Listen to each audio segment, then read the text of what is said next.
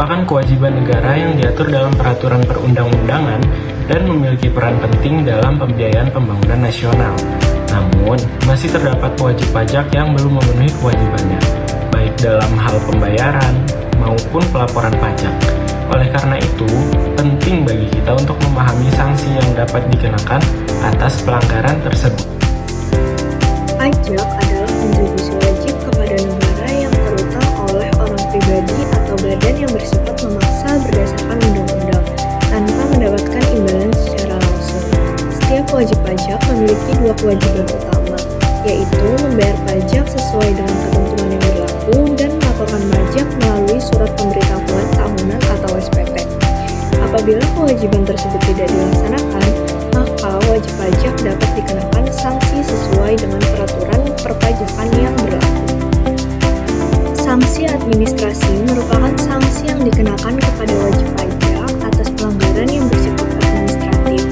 Bentuk sanksi administrasi antara lain yang pertama ada denda, kedua bunga, dan ketiga kenaikan jumlah pajak yang harus dibayar.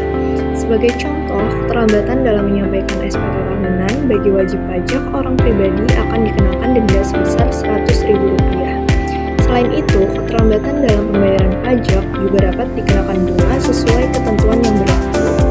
Oleh karena itu, penting untuk memenuhi kewajiban perpajakan secara tepat waktu. Selain sanksi administrasi, terdapat pula sanksi pidana dalam bidang perpajakan. Sanksi pidana dikenakan apabila wajib pajak dengan sengaja melakukan pelanggaran seperti: yang pertama, tidak menyampaikan SPT; yang kedua, menyampaikan data yang tidak benar atau tidak lengkap; dan yang ketiga, melakukan upaya penghindaran pajak secara ilegal. Sanksi yang dapat dikenakan berupa denda dalam jumlah besar hingga pidana penjara, sesuai dengan tingkat pelanggaran yang dilakukan. Namun demikian, penerapan sanksi pidana biasanya merupakan langkah terakhir apabila wajib pajak tidak kooperatif.